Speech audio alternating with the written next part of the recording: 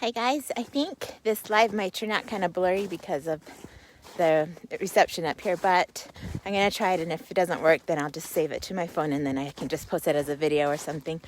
But I wanted to talk about something that's been on my mind. I didn't get on here this morning at 10 like I planned to do because I had a meeting, but I did have some thoughts, and I'd love to hear your opinions on this because I think we all have certain habits that we've found that really help us receive the inspiration and guidance we need in our life.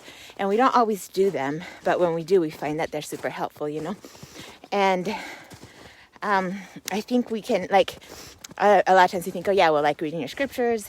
But I think we've all experienced reading our scriptures and not necessarily feeling guided. It's just kind of like a check off the list kind of thing. We're not reading them necessarily with questions or with the intent to be guided. And I'd love to know what it is that you do to be able to do that, to be able to read them with that intent, to get the answers that you need. So I want to share something that I do. And then, if you're on here live, then you can share them, and hopefully I'll see your comments. If not, you can share them later in the comments and we can all learn from you. But I listened to this podcast, I think last week, by Greg Denning. I don't remember the name of his podcast. I think it's called The Awesome Family Life or something. I'll link it on the comments. If I forget, remind me. But and I'll tell you the episode too when I go search for it. But he was talking about this habit, and I loved listening to him talk about it because, well, he was talking about a few, but they've all been, like, one by one, I've been guided to these same habits. And I thought it was interesting, even down to a funny little detail like drinking lemon water in the morning. I was like, he does that too. But I think that, and I'm not saying that that's a habit that helps me I do think it helps me stay healthy. I think that's a big one. But as he was talking about these habits, it was just like a second witness to me of how important they are and how they come from the same source. Like, he's been prompted to do them from God, and I have as well.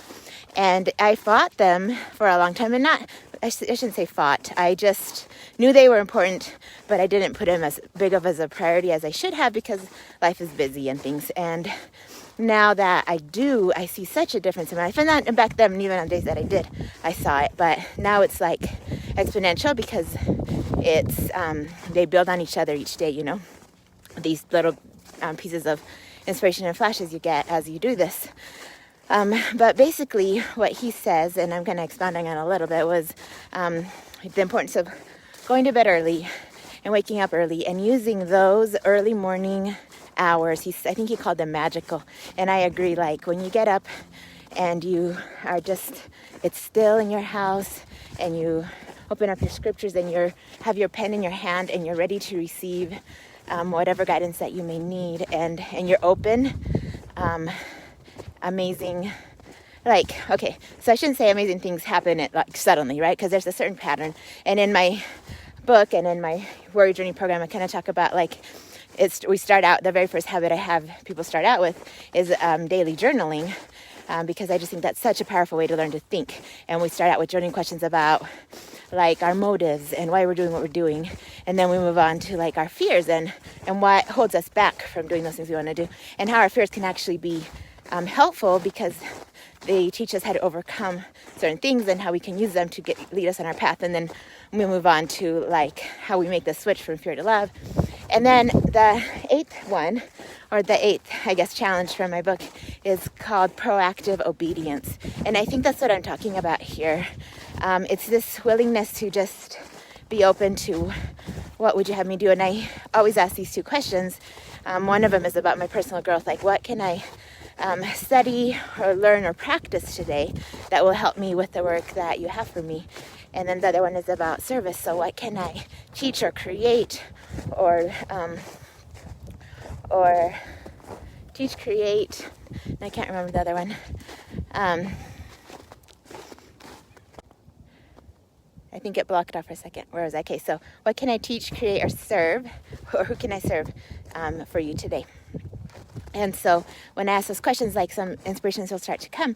And it's funny because when I first started doing this, a lot of the same things would pop in my head. And I kind of started feeling well, I don't know if this is any different. Should I really be spending this much time? But now that I've gotten more practice into it, I'll have these little thoughts that I hadn't considered before. So yesterday, one of the thoughts was to contact certain people, because I'm planning to start a podcast here next month, and to have them send me like a little video of them or a little voice recording about what led them to do what they're doing and how they're able to do it, like any habits they have in their life. And I had just it never even occurred to me to do something like that, and I was like, oh, that's kind of cool. So I did it, and I contacted them, and it was cool. Like, a lot of them said they would. And then, well, I mean, I didn't ask a ton of people, but the ones I asked, several of them said they would. And then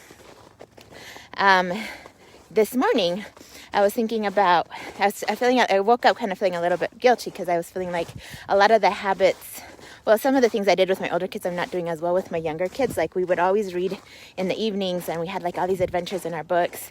And like our evenings are harder now because our family's so spread out, and we're not doing I've been wanting to teach in Spanish. We haven't been doing that.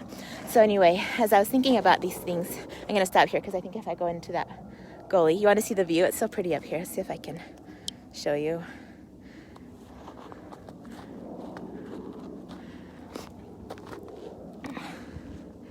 But yeah, if I go down the path down there, I think I'll lose you. So I'm going to just stop here for a second. But I was thinking, where was I?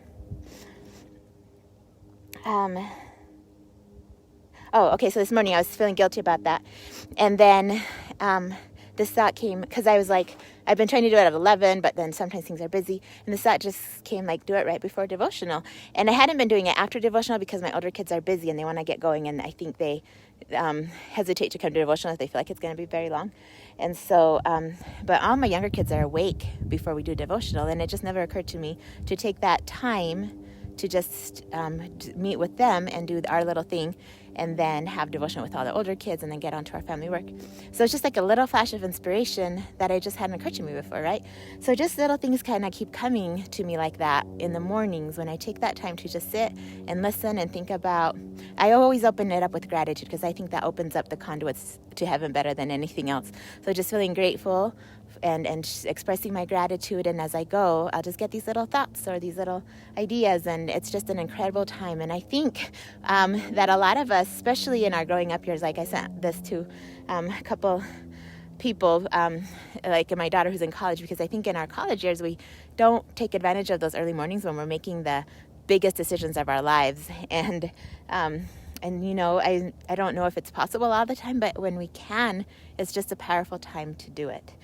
And so anyway, that's my little thing that I do that's helped me so much with understanding and being guided, and just that practice of receiving that inspiration. So I'd love to hear what yours are, and some of the things that you do, some of the habits you've developed that help you ask those kind of questions and help you know what it is that you want to be doing. So if you have any, please post them in the comments, and we can all learn from each other about some ideas that can help us with that. So I hope this is helpful, and I will talk to you soon.